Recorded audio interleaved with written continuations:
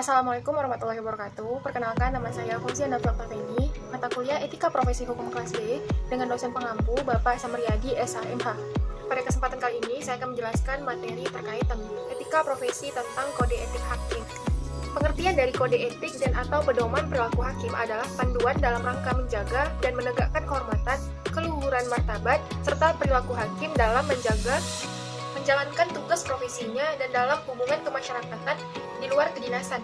Kode etik dan pedoman perilaku hakim diimplementasikan dalam 10 aturan perilaku yang dimana sebagai berikut. Yang pertama, berperilaku adil. Adil pada hakikatnya bermakna menempatkan sesuatu pada tempatnya dan memberikan yang menjadi haknya yang didasarkan pada suatu prinsip bahwa semua orang sama kedudukannya di depan hukum. Dengan demikian, tuntutan yang paling mendasar dari keadilan adalah memberikan perlakuan dan memberi kesempatan yang sama terhadap setiap orang.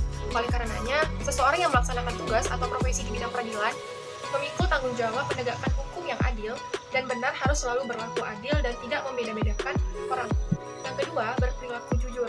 Kejujuran pada hakikatnya bermakna dapat dan berani menyatakan bahwa yang benar adalah benar dan yang salah adalah salah.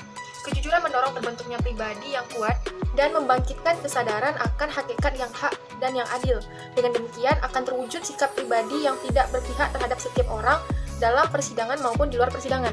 Yang ketiga, berperilaku arif dan bijaksana. Arif dan bijaksana pada hakikatnya bermakna mampu bertindak sesuai dengan norma-norma yang hidup dalam masyarakat, baik norma-norma hukum, norma-norma keagamaan, kebiasaan-kebiasaan maupun kesusilaan dengan memperhatikan situasi dan kondisi pada saat itu, serta mampu memperhitungkan akibat dari tindakannya. Perilaku yang arif dan bijaksana mendorong terbentuknya pribadi yang berwawasan luas, mempunyai tenggang rasa yang tinggi, bersikap hati-hati, sabar dan santun. Yang keempat, bersikap mandiri. Mandiri pada hakikatnya itu bermakna mampu bertindak sendiri tanpa bantuan pihak lain, bebas dari campur tangan siapapun dan bebas dari pengaruh apapun. Sikap mandiri mendorong terbentuknya perilaku hakim yang tangguh, berpegang teguh pada prinsip dan keyakinan atas kebenaran sesuai tuntutan moral dan ketentuan hukum yang berlaku. Yang kelima, berintegritas tinggi. Integritas tinggi pada hakikatnya bermakna mempunyai kepribadian utuh, tidak tergoyahkan, yang terwujud pada sikap setia dan tangguh, berpegang pada nilai-nilai atau norma-norma yang berlaku dalam melaksanakan tugas. Integritas tinggi ini akan mendorong terbentuknya pribadi yang berani menolak godaan dan segala bentuk intervensi, dengan mengedepankan tuntutan hati nurani untuk menegakkan kebenaran dan keadilan, dan selalu berusaha melakukan tugas dengan cara-cara terbaik untuk mencapai tujuan yang terbaik. Yang keenam, bertanggung jawab. Bertanggung jawab itu pada hakikatnya bermakna kesediaan dan keberanian untuk melaksanakan semua tugas dan kewenangan sebaik mungkin serta bersedia menanggung segala akibat atas pelaksanaan tugas dan wewenang tersebut. Rasa tanggung jawab akan mendorong terbentuknya pribadi yang mampu menegakkan keberanian dan keadilan, penuh dengan pengabdian, serta tidak menyalahgunakan profesi yang diamankan. Yang ketujuh, menjunjung tinggi harga diri. Harga diri itu pada hakikatnya bermakna bahwa pada diri manusia melekat pada martabat dan kehormatan yang harus dipertahankan dan dijunjung tinggi.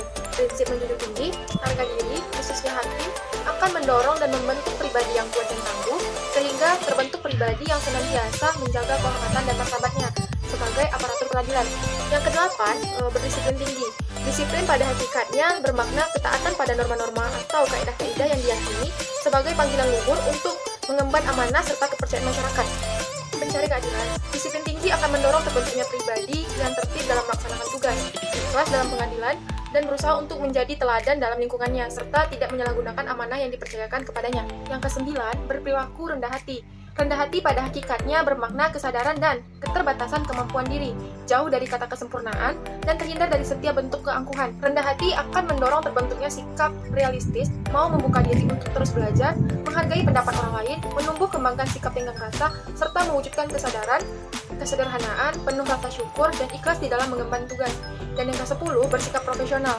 Profesional pada hakikatnya bermakna suatu sikap moral yang dilandasi oleh tekad untuk melaksanakan pekerjaan yang dipilihnya dengan kesungguhan, yang didukung oleh keahlian atas dasar pengetahuan, keterampilan, dan wawasan yang luas.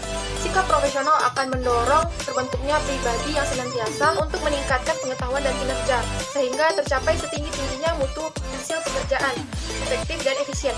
Kode etik dan pedoman perilaku hakim yang merupakan pegangan bagi para hakim seluruh Indonesia, serta pedoman bagi Mahkamah Agung Republik Indonesia dan Komisi Yudisial Republik Indonesia dalam melaksanakan fungsi pengawasan internal maupun eksternal. Baiklah, hanya itu yang dapat saya sampaikan. Apabila ada kata yang salah dan kekurangan, saya mohon maaf. Assalamualaikum warahmatullahi wabarakatuh.